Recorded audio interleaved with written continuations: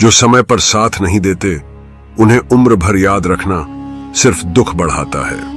नमस्कार प्यारे साथियों, स्वागत है आपको एक और नई कहानी में। ये कहानी है एक ऐसी राजा की जिन पर वो सबसे अधिक भरोसा किया, वही संकट में उनका साथ छोड़ गए।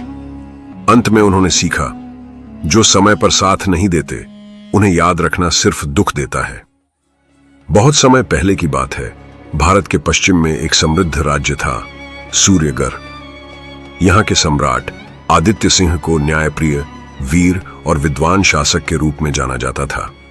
उन्होंने अपने पराक्रम और बुद्धिमानी से राज्य को सोने की चिड़िया बना दिया था। उनके दरबार में 4 मुख्य सामंत थे, वीरभद्र, राजनायक सोमिल, सेनापति त्रिलोकदेव और मंत्री वशिष्ठ।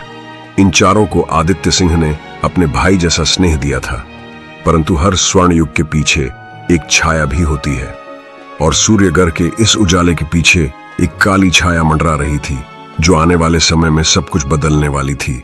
दक्षिण के नाग शक्ति साम्राज्य ने सूर्यगढ़ को चुनौती दी। सम्राट ने अपनी मंत्रणा सभा बुलाई, जहां यह तय हुआ कि वीरभद्र मोर्चे पर नेतृत्व करेगा। पर युद्ध में अप्रत्याशित घटना घटी। वीरभद्र अचानक युद्ध भूमि से हट गया, जिससे सेना बिखर गई और भारी नुकसान हुआ। जब सम्राट ने कारण पूछा, वीरभद्र ने कहा, महाराज, सेना तैयार नहीं थी, मुझे रणनीति बदलनी पड़ी। पर आदित्य सिंह को संदेह हुआ। बाद में गुप्तचर से झांत हुआ कि वीरभद्र ने नागशक्ति से गुप्त संधि कर ली थी, ताकि युद्ध में सूर्यगढ़ कमजोर हो और वह भविष्य में राजा बन सके। यह पहला विश्वासघात था, परंतु आदित्य सिंह ने चुप्पी साध ली, शायद यह सोचकर कि समय पर बात सामने लाएंगे। राजमहल के भीतर मंत्री वशिष्ठ और राजनायक सोमिल दोनों ने गुप्त षड्यंत्र रचना शुरू कर दिया। उन्होंने सेनापति त्रिलोकदेव को बहकाया कि सम्राट वृद्ध हो चुके हैं और अब युवाओं को शासन देना चाहिए। धीरे धीरे चारों सामंतों ने एक गुप्त गठबंधन बना लिया। उनकी योजना थी सम्राट को राजपद से हटाकर एक कठपुतली राजा बनाना, लेकिन सम्राट को इन साजिशों की भनक लग गई। उन्होंने सबूत जुटाए, पर वह इन चारों को सजा देने के बजाय उन्हें एक और मौका देना चाहते थे। सम्राट ने सोचा, शायद समय के साथ ये सुधर जाएं। 1 वर्ष बाद एक और हमला हुआ। इस बार पश्चिम से खुरासान के आक्रमणकारी आए। सेना को फिर से संगठित किया गया और चारों सामंतों को 4 दिशाओं की जिम्मेदारी दी गई। परंतु युद्ध के मध्य में वही हुआ जिसका डर था।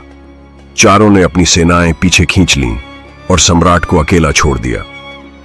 सम्राट आदित्य सिंह की एक छोटी सी टुकड़ी ने अंतिम क्षण तक युद्ध किया, लेकिन अंततः सम्राट गंभीर रूप से घायल हो गए और बंदी बना लिए गए। खुरासानियों ने उन्हें बंदी बनाकर एक गुफा में डाल दिया, जहां कोई रोशनी न थी, कोई आवाज न थी, बस अंधेरा और पछतावा। गुफा में कैद, जख्मी और अकेले सम्राट ने दिन रात बिताए। यहीं उन्हें जीवन का सबसे बड़ा सत्य मिला, जो समय पर साथ नहीं देते उन्हें उम्र भर याद रखना सिर्फ दुख बढ़ाता है। वह बोले, मैंने जिन पर सबसे ज्यादा भरोसा किया उन्होंने ही मुझे गिराया, लेकिन शायद दोष उनका नहीं, मेरा था। मैंने उन्हें समझने में देर की। सम्राट ने वहां एक पत्थर की दीवार पर नाखून से यह बात उकेरी, सच्चे लोग संकट में साथ देते हैं, जो नहीं देते उन्हें भूल जाना ही शांति है।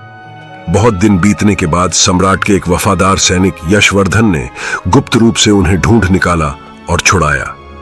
सम्राट ने अपनी बची हुई शक्ति से वेश बदलकर जनता के बीच रहना शुरू किया। वहां उन्होंने देखा कि सूर्यगढ़ अब चारों सामंतों की आपसी लड़ाई में टूट चुका था। लोग त्रस्त थे, राजमहल में विलास था और प्रजा भूखी। यशवर्धन के साथ सम्राट ने गांव-गांव जाकर लोगों को संगठित किया और एक नई जनक्रांति का बीज बोया। कुछ ही महीनों में एक नई सेना तैयार हुई। 1 वर्ष बाद सम्राट आदित्य सिंह ने खुद को प्रकट किया और राजमहल की ओर कूच किया। चारों सामंत एक दूसरे के खिलाफ लड़ ही रहे थे और सम्राट की वापसी ने सबको स्तब्ध कर दिया। आखिरकार जनता की शक्ति से महल मुक्त हुआ।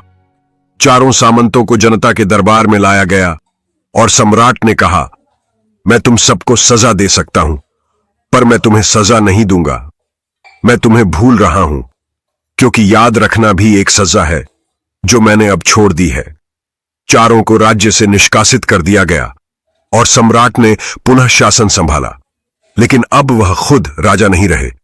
उन्होंने यशवर्धन को उत्तराधिकारी बनाया और स्वयं एक तपस्वी बनकर जीवन के अंतिम वर्षों में शांति को चुना। असल में वो समझ गए, जो समय पर साथ नहीं देते उन्हें उम्र भर याद रखना सिर्फ दुख बढ़ाता है। भूल जाना माफी नहीं, आत्म मुक्ति है।